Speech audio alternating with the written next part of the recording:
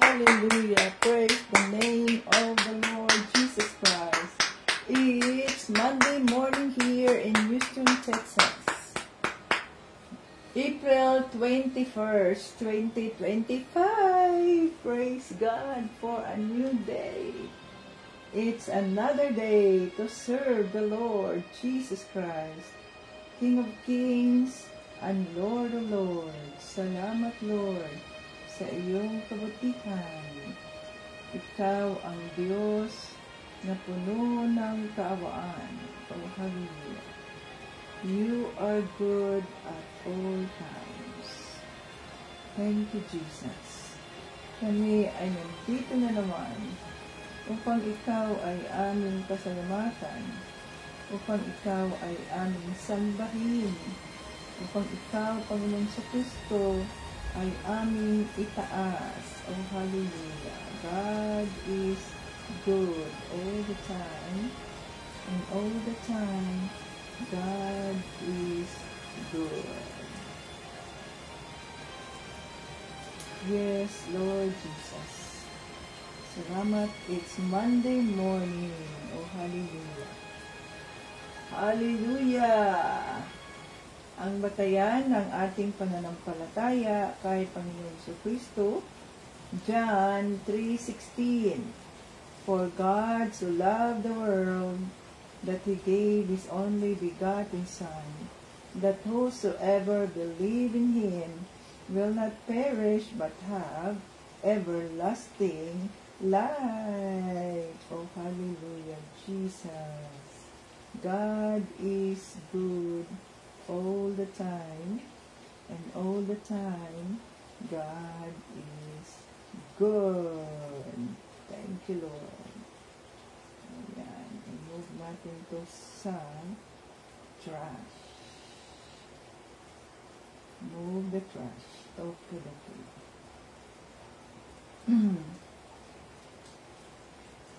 So, anong sinasabi dyan sa salita ng Diyos? Happy moments. Praise God. Difficult moments. Thank God. Difficult moments, seek God. Ano pa? Quiet moments, worship God. Painful moments, trust God. And every moment, thank God. Jesus is good all the time. And all the time, God is good. Thank you, Lord. At kami ay muling nagising upang ikaw ay aming sambahin. Pasalamatan sa lahat ng pagkakataon. Oh, hallelujah. God is good all the time. Welcome dito sa ating live. Nag-relive tayo dahil nalaglag ang ating live. Nalaglag sa kanyang hawakan, mga kating Jesus. Kaya wala tayong magawa dyan. So, pasensya na kayo. Dahil nalaglag, mga kating Jesus. No? Ang ating life is nalaglag. So, thank you, Jesus, sa panibagong umaga. Ayan, magpuri tayo sa ating Panginoong Jesus. Magpuri tayo.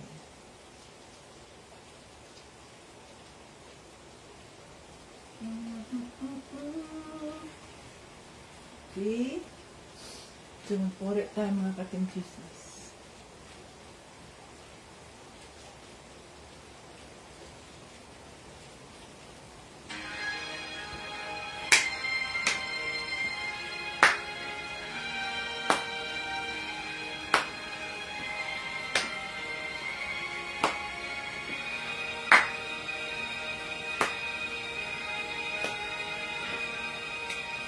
Pagising sa umaga, kay ganda,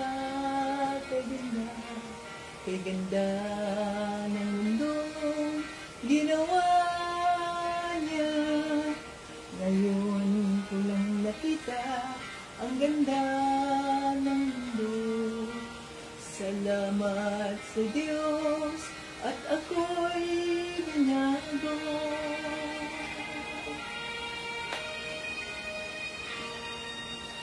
Nang tanggapin ko si Jesus, aking Diyos, nabago ang lahat sa buhay ko. Bagong ligaya ang nadarama, bagong pag-asa ang nakikita.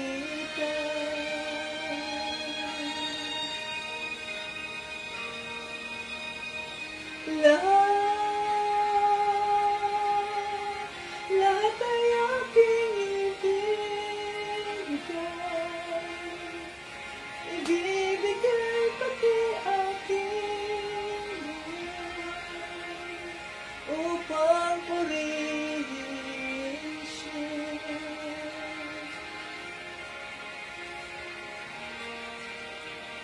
Lahat ay aking ibibigay pati aking buhay upang purihin siya.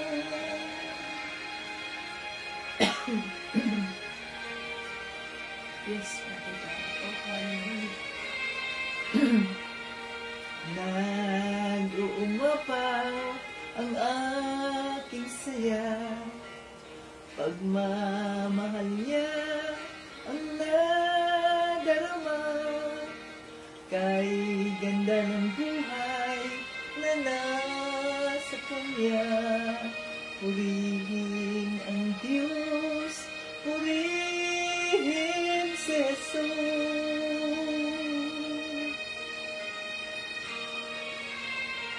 Lahat ay aking ibibigay pati aking buhay upang purihin siya.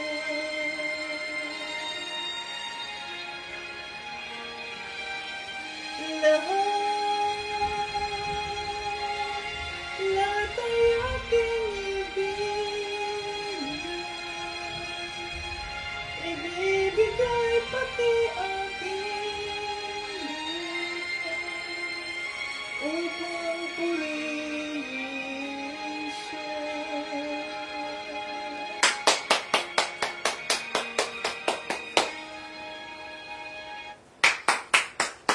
Hallelujah! Praise the Lord Jesus Christ. Salamat Lord sa maayos na pangangatawan. Sa bawat araw na kami ay nagising, aming pinasasalamatan ang sakripisyong ginawa mo, Panginoong Jesucristo, upang kami ay magkaroon ng panibagong buhay, upang kami ay maging born again, upang maiugnay muli ang aming relasyon sa Diyos Ama at matawag namin siyang Abba Father, our Father. Oh, hallelujah! Salamat po. Salamat po sa sakripisyo na iyong ibinigay sa amin, sa iyong mga pinili, at kami ay isa sa dami-dami ng mga taong nabubuhay sa mundo. Billions, trillions, ay isa kami sa mga pinili ninyo upang makilala namin si Panginoong Jesucristo, matanggap, upang mabago ang aming mga buhay. Oh, hallelujah! Sa bawat araw kami po ay nagpapasalamat sa inyo, Diyos Ama, sa iyong kagalingan, sa iyong kaawaan, sa iyong pagmamahal na walang hanggan. Oh, hallelujah! Andito kami nagpapakumbaba sa trono ng iyong kaawaan. Kinikilala namin wala kaming magagawa kung wala ka. Father God, have mercy on us. Patawarin mo kami sa anumang aming mga nagawang kasalanan at gawin mo kaming karapat-dapat sa trono ng iyong kaawaan.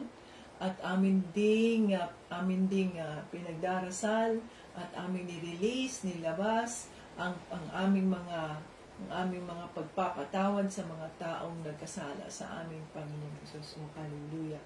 Gabayan mo sila, ituro mo sa kanila ang tamang landas, at katagpuin mo po sila kagaya ng pagtagpo ninyo sa amin, Panginoon Jesus.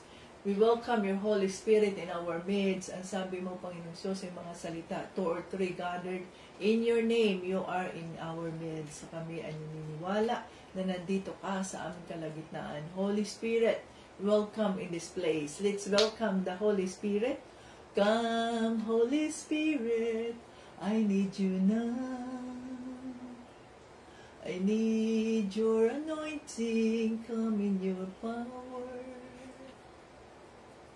I love you, Holy Spirit.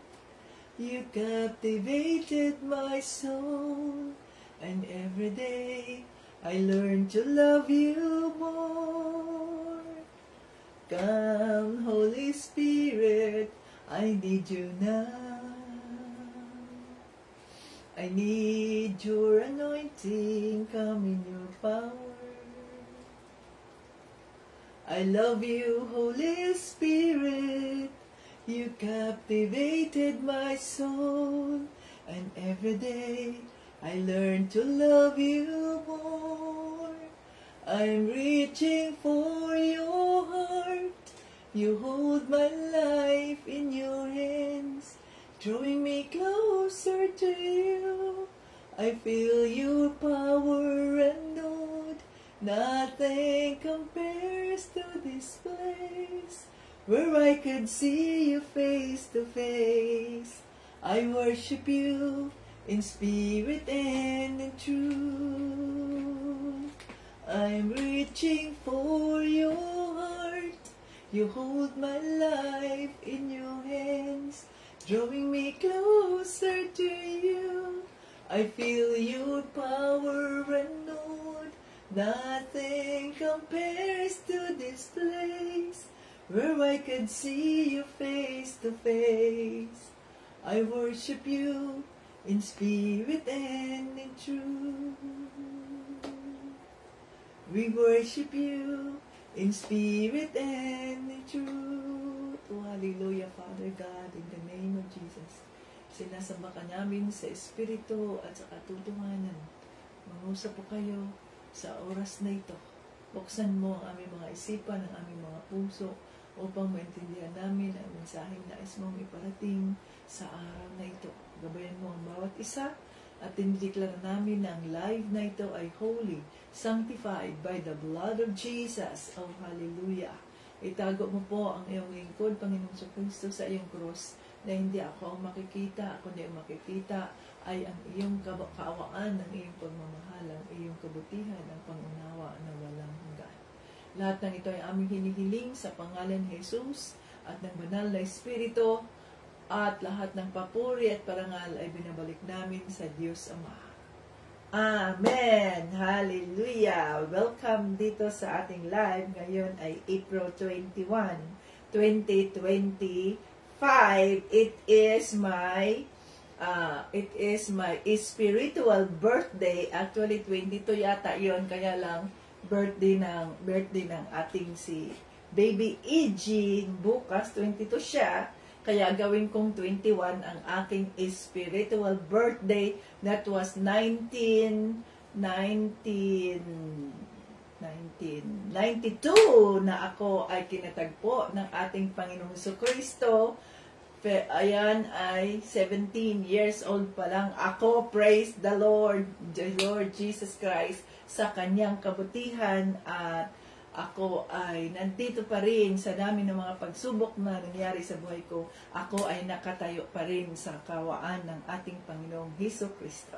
Ayan, ito si Tita Vets, ang lingkod ng ating Panginoong Jesucristo, fresh from the bed.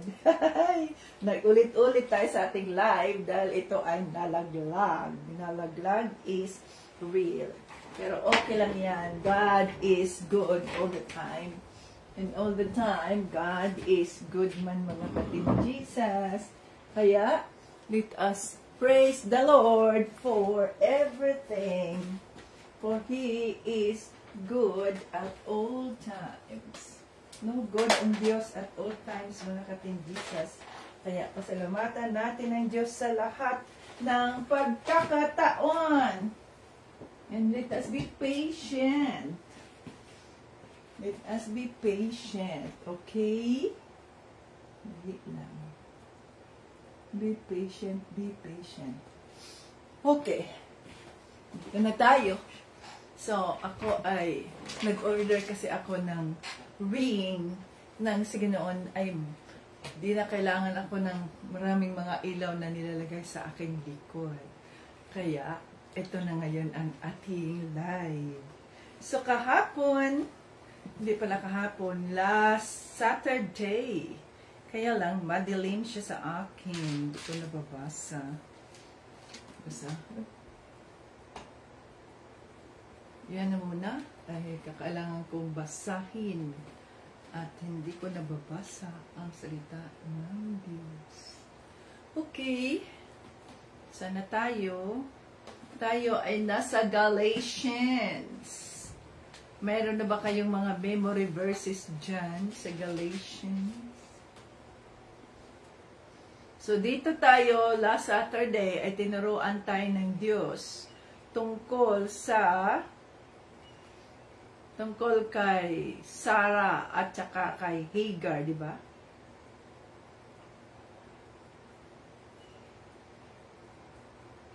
Tungkol kay Sarah at kay Hagar. So, alam na natin na tayo ay hindi nanggaling sa lahi ni Hagar. Siya ay sa lahi ni Ismael, sapagkat si Ismael ay isang legitimate na anak ni Abraham. Samantalang si Isaac, iyon ang pangako ng ating Panginoong Diyos Ama sa kay Abraham. Kaya doon tayo naka-line up tayo sa genes ni Isaac. Kaya ang ating mother ay si Sarah.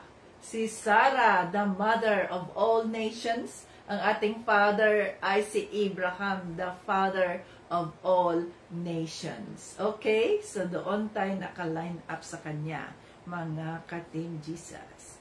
So tayo ay mga anak ng Diyos sa makatuwid, mga anak tayo ni Abraham at ni Sarah sa makatuwid, tayo ay mayroong karapatan na i-claim ang kanyang inheritance, ang pangako ng Diyos Ama sa kanyang buhay at sa kanyang salinlahi. Okay.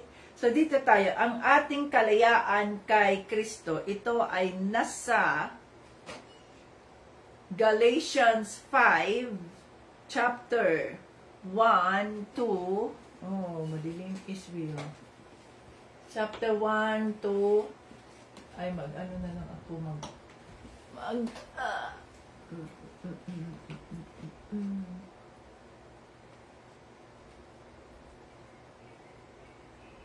cellphone Israel. I-light up ko na lang ang aking cellphone. Ayan. Okay, so dito na tayo sa Galatians chapter 5 verses 1 to 15. Yes, 1 to 15. Okay. Basahin natin. Nasaan ang inyong mga Biblia? Basahin natin. Ang ating kalayaan kay Kristo. Pinalaya tayo ni Kristo sa ilalim ng kautusan, kaya maninindigan kayo sa pananampalataya nyo at huwag na kayong magpaaliping muli. Tandaan nyo ang sinasabi ko. Ako mismong si Pablo ang nagsasabi sa inyo na kung magpapatuli kayo para maging katanggap-tanggap sa Diyos, mawawala ng kabuluhan ang ginawa ni Kristo para sa inyo. Inuulit ko, ang sinumang magpapatuli para maging katanggap-tanggap sa Diyos ay obligadong sumunod sa buong kautusan. Kayong mga nagsisikap na ituring na matuwid ng Diyos sa pamamagitan ng kautusan ay nahiwalay na kay Kristo. Nahiwalay na kayo sa biyaya ng Diyos. Ngunit umaasa kami na mananalig na sa pamamagitan ng banal na Espiritu at ng pananampalataya namin, ituturing kaming matuwid ng Diyos. Sapagkat sa mga na kay Kristo, walang halaga ang pagiging tuli o hindi. Ang tanging mahalaga ay ang pananampalatayang nakikita sa pamamagitan ng pagmamahalan. Mabuti noon ang mga ginawa ninyo. Sino ang pumigil sa inyo sa pagsunod sa katotohanan? Hindi maaaring ang Diyos ang pumigil sa inyo dahil siyang tumawag sa inyo sa pananampalataya. Isipin niyo sana na ang maling aral ay parang pampaalsa na kahit kaunti ay nakapagpapaalsa sa buong masa ng harina. Umaasa ako sa Panginoon na hindi kayo magpapadala sa ibang pananaw. Parurusahan ng Diyos ang mga nanggugulo sa inyo, maging sino man sila. May mga nagsasabing, itinuturo ko raw na kailangan ang pagtutuli para maging katanggap-tanggap sa Diyos. Kung totoo yan, mga kapatid, bakit inuusig pa rin ako hanggang ngayon? At kung iyan nga ang itinuro ko, walang kabuluhan ang mensahe tungkol sa kamatayan ni Kristo sa krus. Ang mensaheng hindi matanggap ng iba. At sa mga nanggugulo naman sa inyo, hindi lang sana sila magpatuli, kundi magpakapon pa rin. Mga kapatid, tinawag kayo upang maging malaya. Ngunit huwag ninyong gamitin ang kalayaan nyo para pagbigyan ang mga pagnanasa ng laman. Sa halip, magmahalan kayo't magtulungan, sapagkat ang buod ng buong kautusan ay nasa isang utos. Mahalin mo ang iyong kapwa gaya ng iyong sarili. Ngunit kung patuloy kayong mag-aaway-away na parang mga hayop, baka tuluyan na ninyong masira ang buhay ng isa't isa. Holy Spirit, maraming salamat po sa mga salita. Tulungan mo kami na maintindihan namin ang mensaheng nais mong iparating sa oras na ito. In Jesus' name, amen. Okay, so ano ba ang mensaheng nais iparating ng banal na Espiritu sa atin ngayon sa kanyang salita? Tignan natin.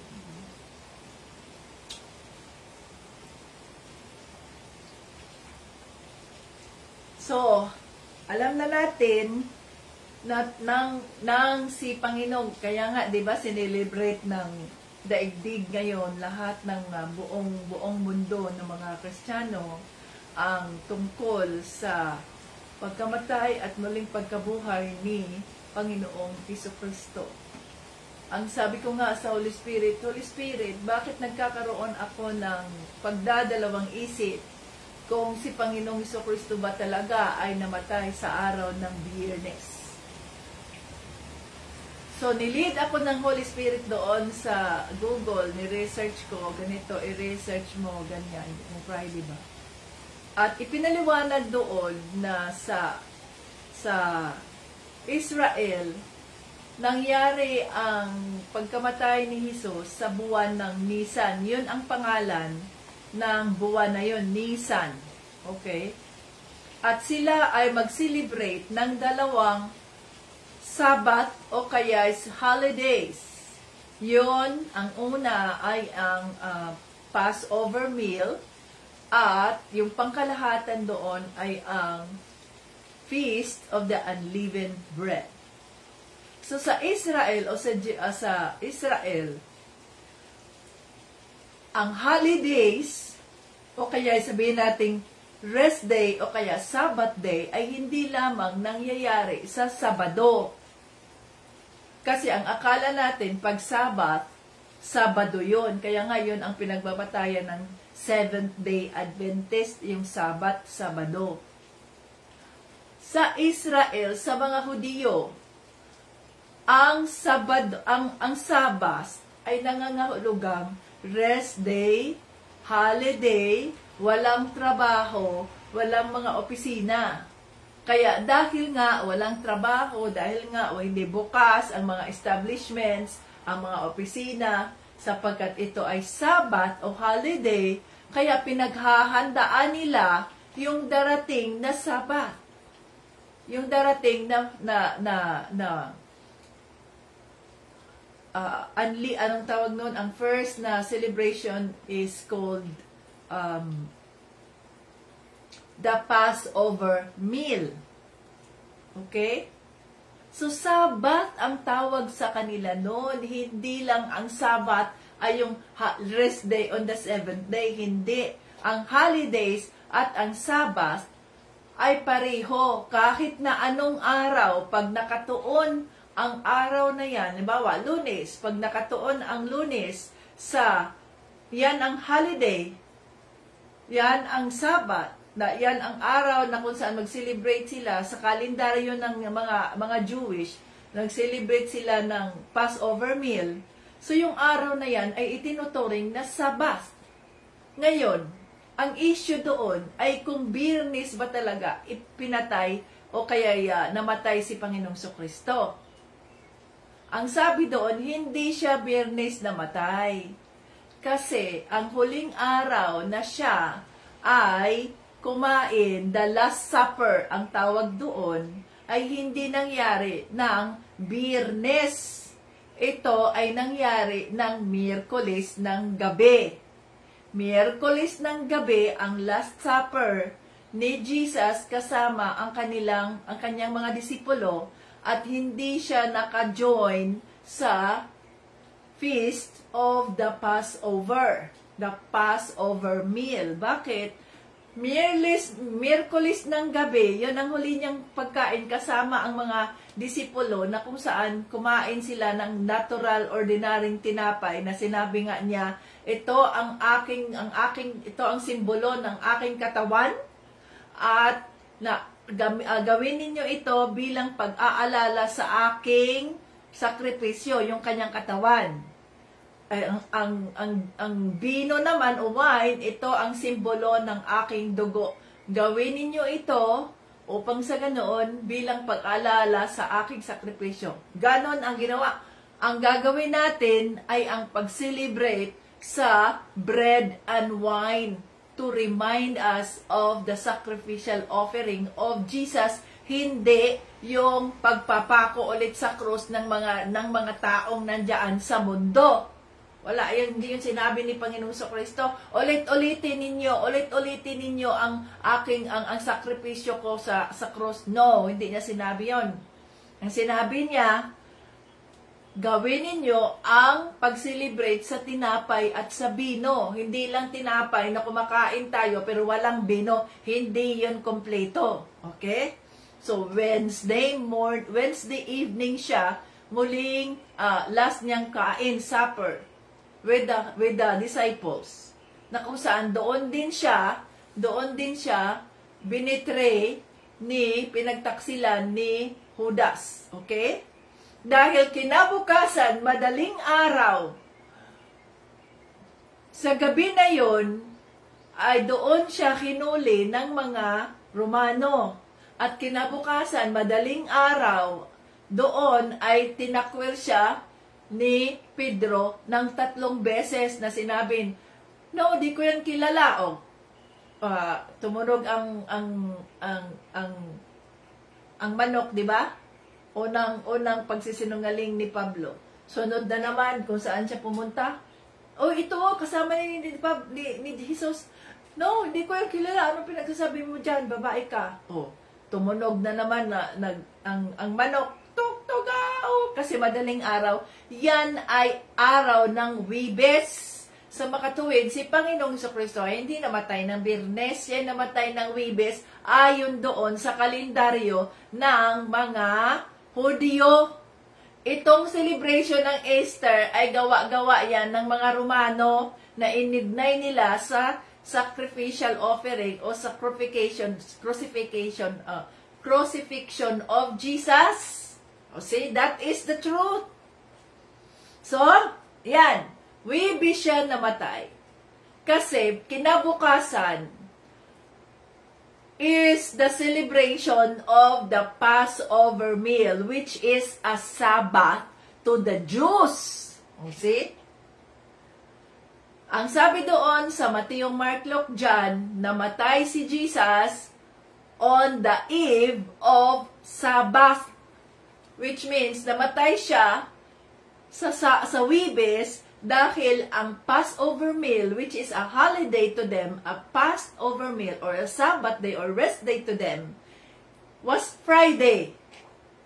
On the third day, ang sabi sa salita ng Diyos, linawin natin ito para maintindihan natin. Dahil iilan lamang ang ipinapakita, iilan lamang tayo ang tinuruan ng Holy Spirit sa katotohanan.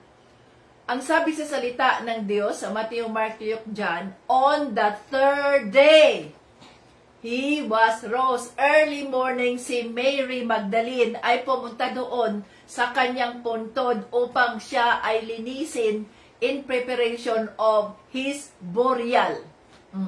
No?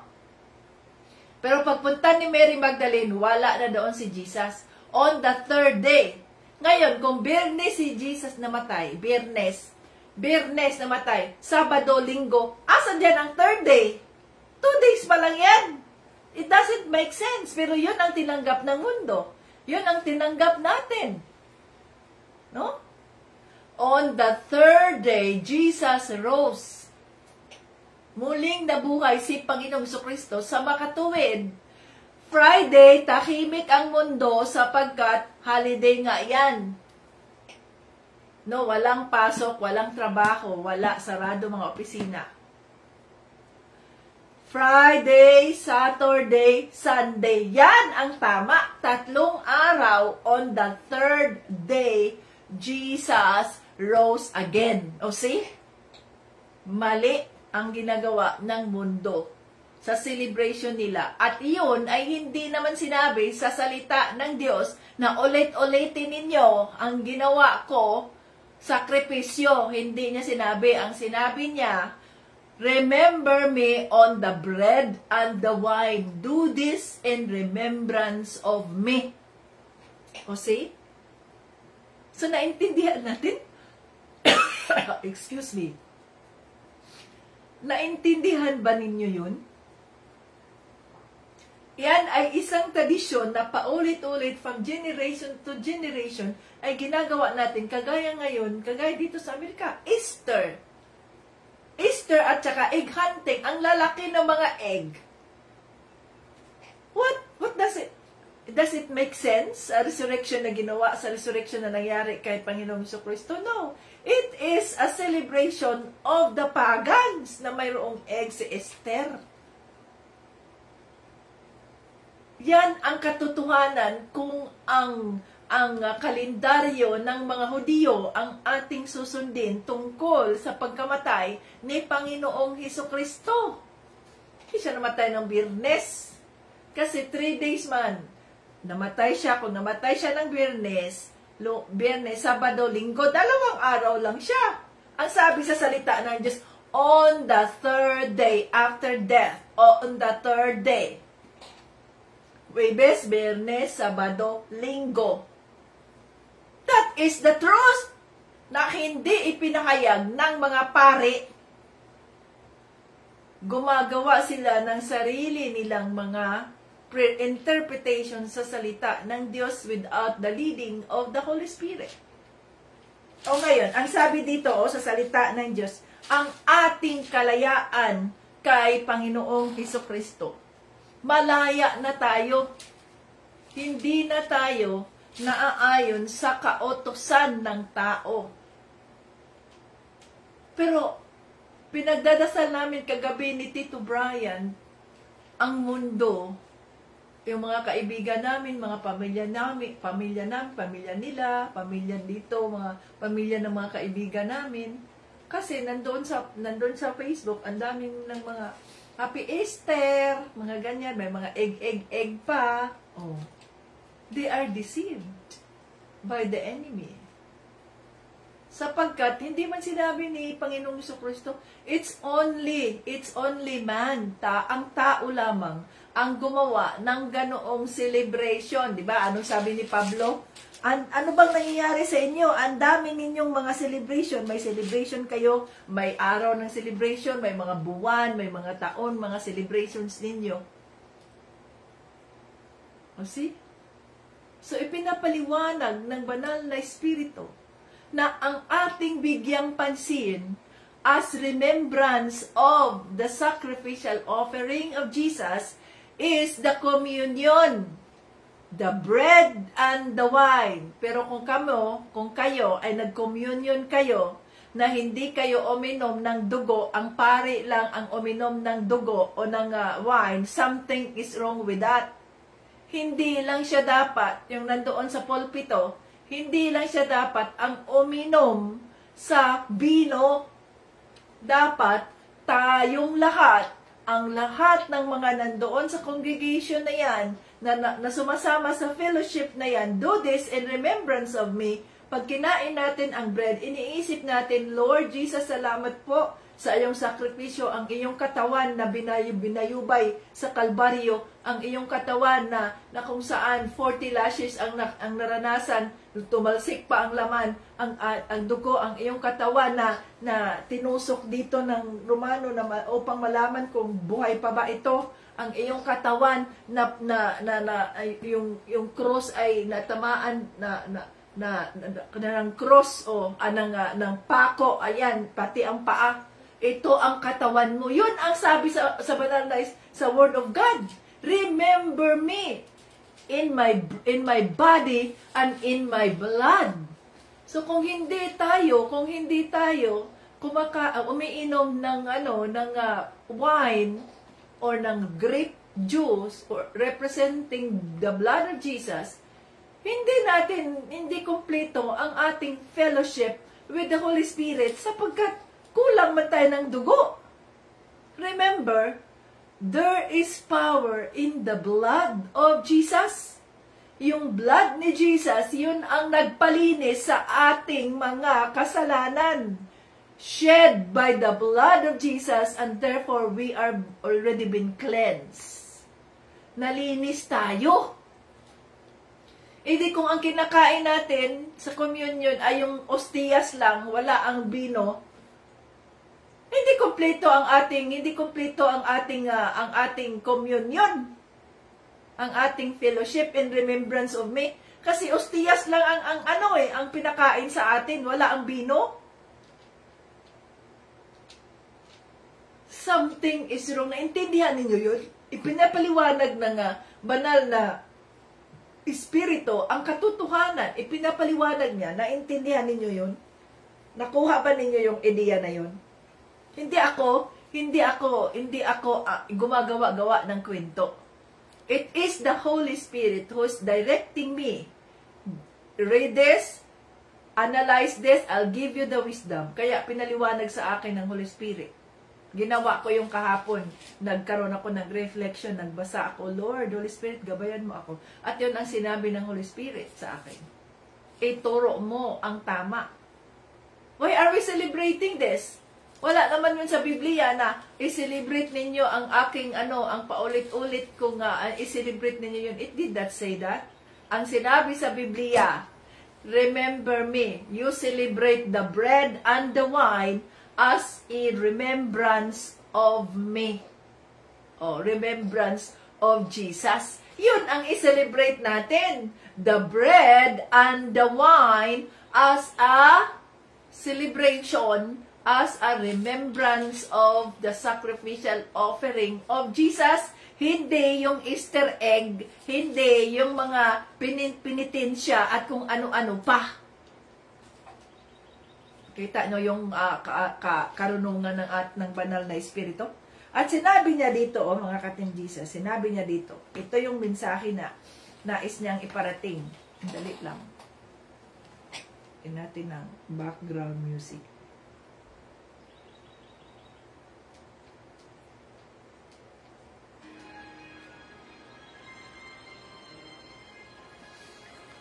Sinabi niya, ano ang emphasis ng Holy Spirit dito?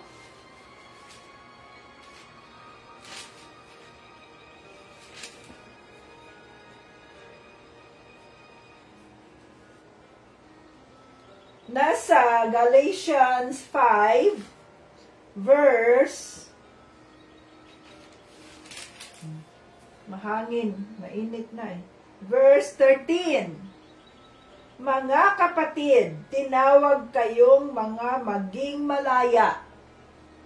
Ngunit huwag ninyong gamitin ang kalayaan nyo para pagbigyan ang mga pagnanasa ng laman. Sa halip, magmahalan kayo't magtulungan.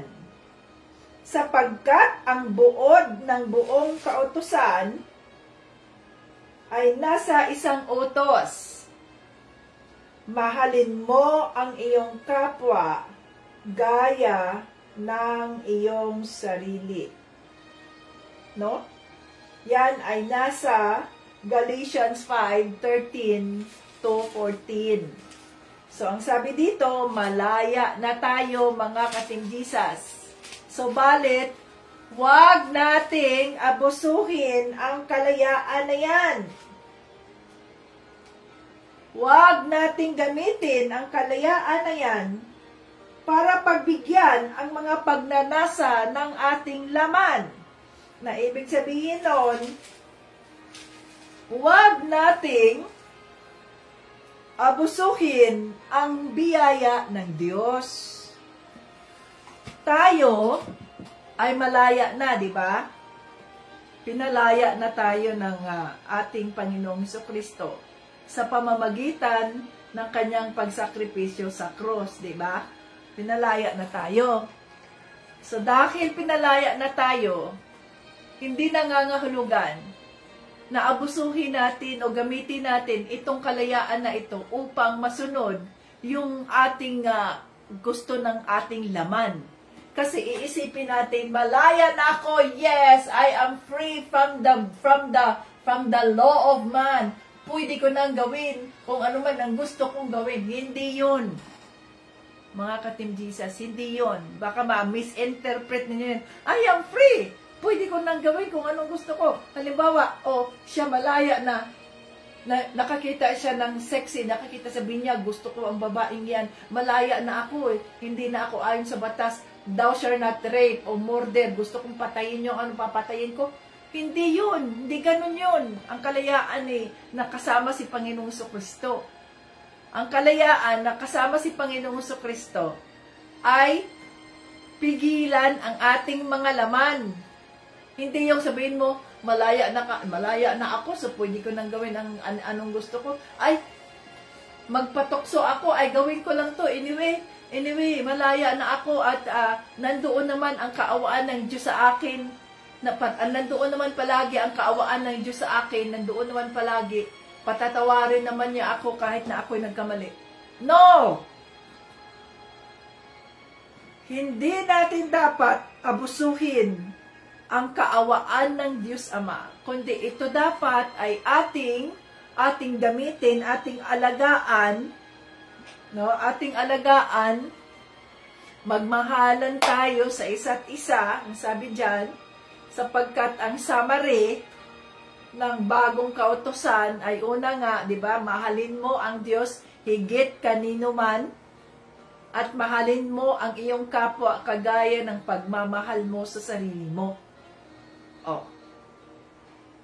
So, yung kalayaan na ibinigay ni Panginoong Jesucristo sa atin dahil sa kanyang katawan at sa kanyang dugo na sinakripisyo niya Jesus as the Lamb of God, yun dapat ay ating alagaan. I-preserve natin yun, gamitin natin yun, ang kalayaan na yun upang sa ganoon ay maraming mga taong makakilala kay Kristo sa pamamagitan ng mga buhay natin. Yung kalayaan na yun ang dapat nating gawing panuntunan upang sa ganoon, mas lalo pa tayong lalalim sa ating pananampalataya kay Kristo. Yung kalayaan na yan ay dapat nating gamitin upang mas lalo pa tayong magpapakumbaba sa harap ng Diyos, sa harap ng ating kapwa, na hindi tayo akala mo kung sino ng mga mayayabang, akala mo kung sino ng, I am a child of God. Oh, no. Ang pagiging anak ng Diyos ay hindi natin niya ginagamit upang tayo ay maging mayabang. Ang pagiging anak ng Diyos ay pinaniniwalaan natin yan na dahil ako ay anak ng Diyos, I am an adopted child of God, at natatawag ko siya bilang ama. Sa makatuwid, ang mga biyaya na karapat-dapat na para sa akin bilang anak ng Diyos ay dapat na akin itong tatanggapin, ay dapat na akin itong i-claim, dahil yun ay aking karapatan bilang anak. Ganon dapat yun. At ang mga biyaya na ating tinatanggap, na ating kiniklaim sa ating Ama, ay dapat na hindi natin yung gamitin upang masatisfy ang ating mga laman kagaya ng ginawa ng prodigal son. Dapat itong anumang mga pagpapala na binigay ng Diyos sa atin ay maingatan natin ito, ma-produce natin, mapalaki natin yung mga gifts na yon, yung mga talents na yon, no? Nang sa ganoon ay maging pagpapala tayo sa iba. Kaya nga, mahalin mo ang iyong kapwa kagaya ng pagmamahal mo sa sarili mo. So kung mahal mo yung sarili mo, may nakikita kang isang pulubi na walang makain, na ganito, ganyan, isipin mo, kawawa naman tong pulubi na to. Paano kung ako naman ang nasa kanyang poder? Paano kung ako naman ang nasa kanyang posisyon? Ang hirap. So, iisipin natin na ilagay natin yung mga sarili natin doon sa sapatos o the shoe of that person. Kasi hindi tayo pwedeng manghusga ng ating kapwa hanggat tayo ay nasa kanilang kinalalagyan. No? So, ilagay natin yung mga sarili natin sa sitwasyon nila. Ano kaya ang aking sitwasyon? Ano kaya ang aking mararamdaman? Iisipin mo, kung ako ang nandun sa sitwasyon na yan, kawawa naman ako. Sana may makatulong sa akin, sa aking sitwasyon. Hindi, wala ka dyan sa sitwasyon na yan, nandito ka, you just put yourself on that situation, and you think that, I hope there is somebody who can help me. So, ikaw yun. Ang somebody na yun, na hinihiling ng isang taong yun, na nangangailangan ng tulong. Maaring ang tulong na kailangan ng isang taong yon ay hindi lamang pinansyal, kundi pagdarasal, prayer, kundi pagbabahagi sa salita ng Diyos, ang kaligtasan ni Panginoong Jesucristo, sapagkat doon nagsisimula ang ating kayamanan, ang ating riches, ang ating mga pagpapala ay doon nagsisimula nung makilala natin si Panginoong Jesucristo, nung maintindihan natin ang katotohanan. At nung maintindihan natin ang katotohanan, tinanggap natin si Panginoong Hesus bilang ating Diyos, tagapagligtas, tinalikuran natin ang ating mga kasalanan, doon tayo binago ng Diyos, doon natin natanggap ang kanyang kapayapaan, doon natin natanggap ang kanyang kagalakan sa puso, doon natin natanggap ang kanyang pagmamahal, ang kanyang kaawaan. At kung tayo ay nagpabaptismo sa tubig, doon natin mararanasan ang galaw ng banal na Espiritu sa ating buhay, at doon natin mararanasan ang mga pagpapala ng Diyos Amang siksik, liglig o maapaw para sa kanyang kapurihan. Oh, hallelujah! Hallelujah! Praise the name of the Lord Jesus Christ. Salamat, Lord, sa iyong mga salita na nagbibigay sa amin ng pag-unawa. Holy Spirit, thank you for opening our eyes. Thank you for opening the eyes of our hearts upang maintindihan namin ang mensaheng nais mong iparating. Na ang aming kalayaan ay hindi namin sasayangin upang sa ganoon ay matugunan ang laman namin, kundi itong kalayaan na ito na ibinigay ni Panginoong Jesucristo ay aming magamit nang sa ganoon po ay maging ilaw kami ng sanlibutan. Kami ay maging asin ng mundo upang sa ganoon mas marami pang mga kaluluwa ang aming madala sa iyong kaharian. Andito kami, Panginoong Jesucristo, gamitin mo ang aming mga buhay upang sa ganoon po ay maging kapaki-pakinabang kami sa iyong kaharian, O Holy Spirit.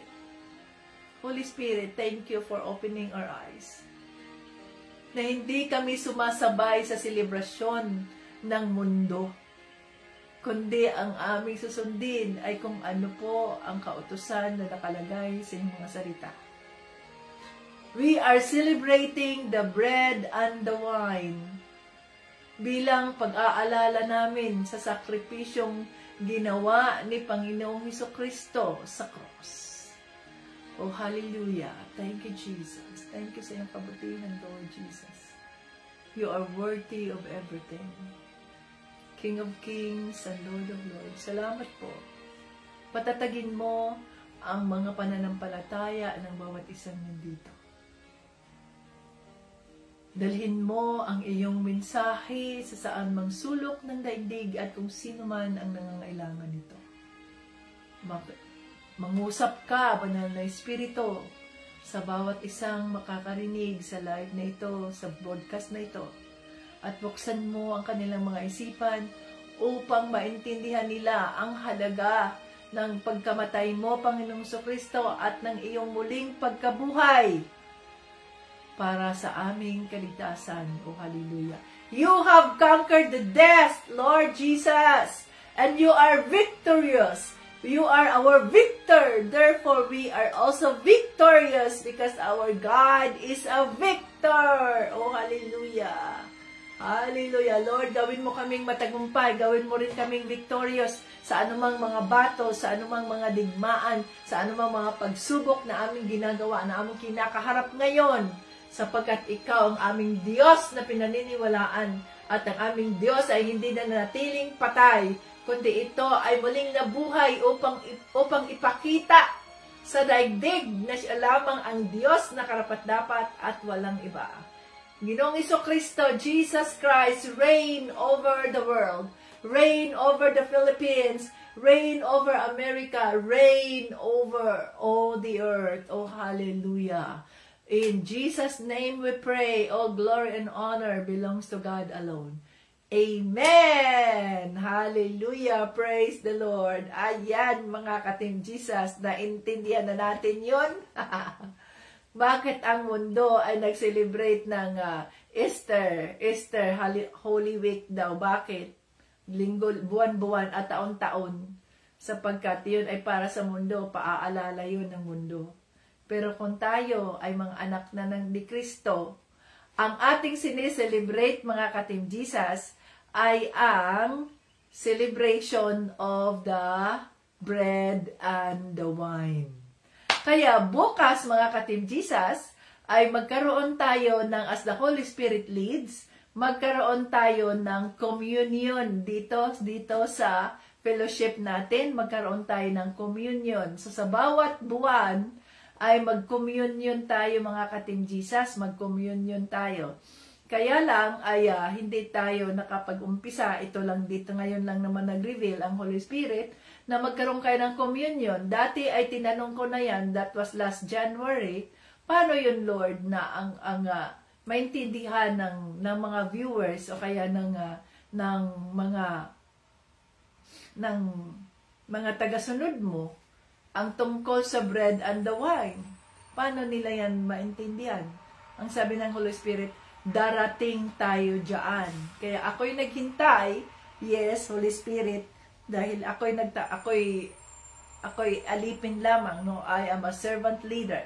So, darating tayo dyan. O, ito na ngayon ang time para maintindihan natin na ang dapat nating i-celebrate bilang mga Kristiyano ay ang bread and the wine. Let us do it in remembrance of the sacrificial offering of Jesus. Yan ang tama. Yan ang biblical. Hindi yung celebration ng Holy Week dyan na mayroon pang Good Friday, mayroong Black Saturday, mayroong Easter Sunday. Wala ba yan sa Biblia, oy? Oh. No? Naman na mag-celebrate tayo. Let us focus on the Bible. So, ang gagawin natin, celebration of the bread and the wine. Ayan. So, bukas ay magkaroon tayo ng celebration of the bread and the wine. Kaya anong gagawin? Kahit biscuits or cracker, pwede yan. Bread yan eh. Gawa yan ng harina. No? O kung mayroon kayong tinapay, pwede rin tinapay.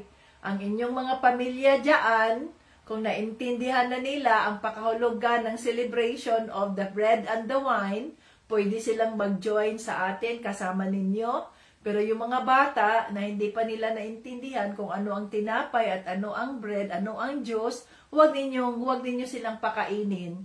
Dahil kapag consecrated na ang bread at saka ang wine, those are holy. Holy sacraments na yon. Kaya, holy na yun siya ng mga gamit. Kaya, hindi yan siya pwedeng laruin lang ng kakainin ng tao na hindi niya naintindihan ang pakahulugan nito. So, dapat na maipaliwanag pa yan ipaliwanag ninyo yan kung ano ang pakahulugan yan, bakit ginagawa natin ito, sapagkat yun dapat ang gawin ng mundo ng mga tao, hindi ang Easter egg hunting at bunny. Dapat ipiniliwanag sa mga bata na si Jesus, anak, ang nagsakripisyo sa atin, no? Pinanamatay siya sa cross, ipinako siya sa cross nang dahil sa ating mga kasalanan. So, ang sabi niya doon sa salita niya, ito ang tinapay, ang simbolo ng aking katawan. Do this, gawin natin ito, let us celebrate in remembrance of Him. So ito naman, ang bino, ito naman, kung wala kayong bino, wala kayong wine, na grape wine, o kaya mayroon kayong grape juice, mayroon man yung mga powder na juice, nga pwede man na i-mix ninyo, pwede na yan, no? So itong juice na ito, o wine na ito, ay ito ang ating representation ito sa dugo ni Jesus. So, nang dahil sa dugo ni Jesus, siya ang naging sacrificial lamb. Ang karnero na sinakripisyo ng Diyos para sa sanlibutan. So, itong juice na to, itong wine na ito ay representation ng dugo ni Kristo. Do this, drink this, in remembrance of me. Kaya, ang tinapay, eat this in remembrance of me. Ang dugo o ang wine, ang grape juice o anong juice, drink this in remembrance of me. Yan ang dapat na ipaliwanag sa mga bata, ang katawan at ang dugo ni Kristo na ginamit ng Diyos Ama nang sa ganoon ay mailigtas ang sanlibutan, hindi ang mga egg at bane. O see? Kaya yun ang gawin natin. Kung sino man yung able na mga kasama ninyo dyan sa pamilya ninyo na pwede na silang mag-communion, kung naintindihan nila ang kahulugan ng bread and wine, no? Ay pwede na silang mag-join. Pero kung hindi nila naintindihan pa yon, wag ninyo silang isama dahil holy ang dugo, ang katawan at dugo ni Kristo. Hindi yan, ngayon, kahapon ang mga tao dito sa Amerika, for children's fun, egg hunting. Hindi natin ginawang katawa-tawa ang celebration o ang pagkamatay ni Jesucristo. Hindi natin ginawang katawa-tawa yan for fun daw of the children, kaya nag-egg hunting. Sabi ko, Lord have mercy, Lord. Patawarin mo po ang mga taong gumagawa nito dahil hindi nila alam ang kanilang ginagawa. Ha? So nakita ba ninyo yung sense niyan? Does it make sense? It makes sense. Kaya maghanda kayo dyan ng tinapay, pwedeng biscuit, cracker, kahit ano, basta may bread.